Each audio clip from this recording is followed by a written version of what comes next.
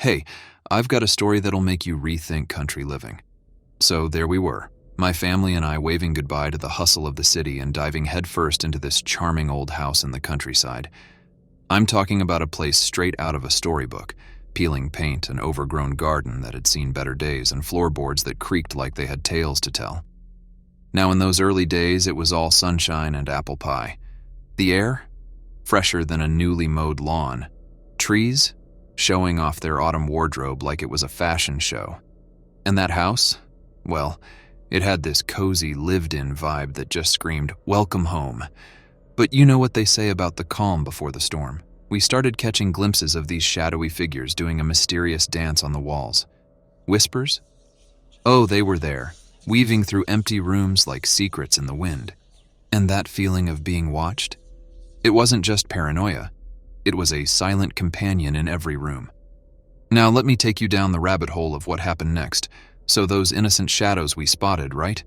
They decided to up their game, turning from mysterious dancers into downright mischievous tricksters. I'm talking about shadows that twisted and contorted like they had a mind of their own, a mind that wasn't playing by any rules we knew.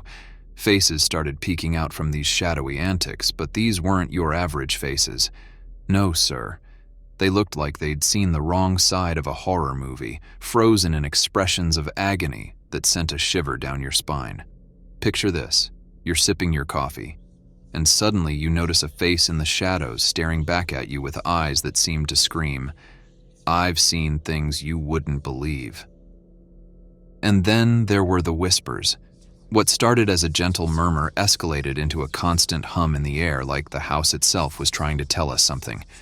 But let me tell you, it wasn't delivering any good news.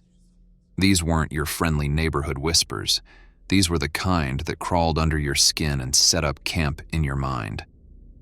One night I'm heading to bed and there it is, a shadowy figure at the foot of the staircase. Now, I'm not one to get spooked easily, but this figure, human-like, but all sorts of messed up. I call out, thinking it's one of the kids pulling a prank, but it just vanishes into the dark, leaving me with a chill that seeped into my very bones. As if that wasn't enough, these shadows decided they wanted the spotlight. They weren't content being background dancers. They wanted to be front and center in our lives. Faces twisted in torment became regular sightings, like the house had become a twisted art gallery showcasing the suffering of unseen souls. The whispers, now more like tortured souls sharing their sorrows, seemed to converge into a constant haunting murmur. It was like living in a nightmare where the soundtrack was a symphony of anguish, and no matter how hard you tried to escape, those whispers were always there, lingering at the edge of your sanity. So, my friends, the shadows in that old countryside house, they weren't just playing games. They were turning the place into a stage for a supernatural drama, and we were unwittingly cast as the main characters in a horror story that felt all too real. It was like the shadows in that old countryside house decided they were ready for the grand finale. And let me tell you, it wasn't the kind of show you'd want tickets for. One ominous night in the stillness that felt thicker than molasses, the darkest shadow decided to make a grand entrance, right at the foot of my bed.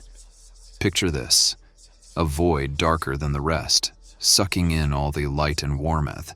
It wasn't just a shadow, it was a vortex of pure malevolence. And then it spoke it in a voice that felt ancient, terrible, and downright bone-chilling. "You cannot escape me. You are mine now and forever." Now, I'm not one to be spooked easily, but this proclamation, my friends, it was like a one-way ticket to the Twilight Zone.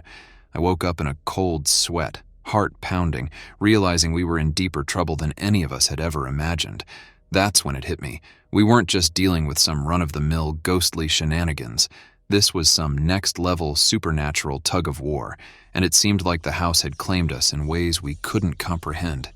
With a heavy heart, we made the gut-wrenching decision to hightail it out of there. Packing up our lives, we felt a mix of relief, escaping the clutches of whatever haunted that place, and a profound sadness. See, that old house wasn't just four walls and a roof, it had become our home, a witness to both joy and horror. As we gathered our belongings, those ever-present shadows seemed to hover closer, as if bidding us a farewell with a sinister edge. The air thickened with unspoken malevolence. And closing those doors for the last time felt like sealing a chapter we weren't entirely ready to leave behind. The drive away from that haunted abode was like escaping a nightmare. We looked back at the old house, now just a dark silhouette on the horizon, and the eerie silence in the car was broken only by the occasional creak and the distant hoot of an owl. We knew we had dodged whatever supernatural bullet had targeted us, but we also left a piece of ourselves behind, a piece that would forever be entwined with the shadows and whispers of that cursed place. And there you have it, my friends, our escape from the clutches of a countryside house that harbored more darkness than we ever bargained for. It might sound like a tale spun around a campfire, but let me assure you, every shiver down your spine is a reminder that sometimes reality is stranger than fiction.